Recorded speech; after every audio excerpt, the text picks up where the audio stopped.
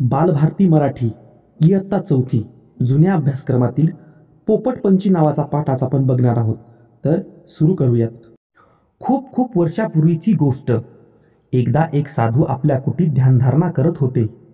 तेथे अचानक एक पोपट भयभीत होऊन आला आणि साधूच्या मांडीवर येऊन बसला. थोड्या वेळाने साधू महाराजांनी डोळे उघडले तर मांडीवर पोपट बसलेला. पोपट भीतीने थरथर कापत होता. शिकाऱ्याच्या तावडीतून कसाबसा सुटून तो साधूपर्यंत पोहोचला होता. साधूंनी त्याला अभय दिले. ते त्याची फार काळजी घेऊ लागले. गोड गोड फळे त्याला खायला देऊ लागले. पण त्यांना पोपटाची नेहमी चिंता वाटे की हा जंगलात गेला आणि पूर्वीसारखाच एखाद्या शिकाऱ्याच्या जाळ्यात सापडला तर. साधू महाराजांनी पोपटाला बोलायला शिकवले. मधुर भाषणाने पोपट साधूंची करमणूक करू लागला. साधूंनी पोपटाला एक धडा शिकवला. तो असा होता.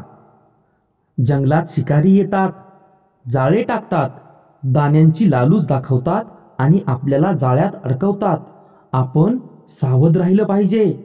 पोपट सगळा धडा बिनचूक म्हणू लागला. पुढे पुढे पोपटाने बाकीचे सगळे बोलणे सोडून दिले. दिवसभर तो एकच धडा घोकू लागला. स्वतःच्या बचावाचा धडा त्याने लक्षात ठेवला म्हणून साधूला बरे वाटले. एकदा साधूंनी पोपटाची परीक्षा घ्यायचे ठरवले. प्रत्यक्ष प्रसंग पडल्यावर पोपटाला घोकलेल्या धड्याची आठवण राहील का? तो सावधगिरीने वागून स्वतःची सुटका करेल का? की या धड्याची केवळ पोपटपंची करेल? हे साधूंना पाहायचे होते. साधू पोपटाला जंगलात सोडून आले. काही दिवसांनी साधू परत जंगलात गेले. हिंडता हिंडता त्यांना तो पोपट दिसला. जंगलात शिकारी येतात, जाळे टाकतात, दाण्यांची लालूच दाखवतात आणि आपल्याला जाळ्यात अडकवतात. आपण सावध राहिलं पाहिजे. हा पाठ तो घोकत होता. साधूंना हे ऐकून आनंद झाला. पोपटास धडा पाठ होता. इतकेच नाही तर जंगलातील सगळ्याच पोपटांनी तो धडा पाठ केला होता. एवढ्यात साधूंना जंगलात एक शिकारी दिसला. त्यांनी त्याला विचारले, तुला मी माझ्या आश्रमातील काही फळे देतो. माझे एक काम करशील? शिकारी म्हणाला, हो.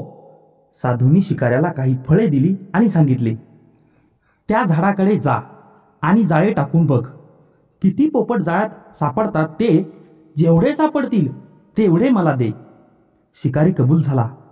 पोपटांच्या दिशेने जाता जाता शिकाऱ्याला पोपटांची घोकणपट्टी ऐकू आली. त्याला आश्चर्य वाटले. मी शिकारी आहे, जाळे टाकणार, दाणे फेकणार आणि त्यांना जाळ्यात पकडणार हे पोपटांना कसं कळलं? त्यांनी मला कसं ओळखलं? आता हे पोपट आपल्याला जाळ्यात कसे सापडणार?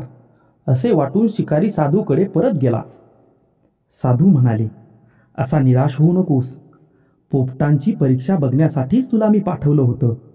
तोंडानं बोलतात त्या शब्दांचा अर्थ त्यांना समजतो का? त्याप्रमाणे सावधगिरीने ते आचरण करतात का? हेच मला बघायचे आहे. तू पुन्हा जाऊन जाळं टाक. शिकारी पुन्हा गेला. जाळे पसरले, दाणे टाकले आणि बाजूला जाऊन बसला. थोड्या वेळाने जंगलातले पोपट दाणे खायला उतरले आणि जाळ्यात अडकले. त्यात साधूंचा पोपट सुद्धा होता. साधूंना हे पाहून वाईट वाटले.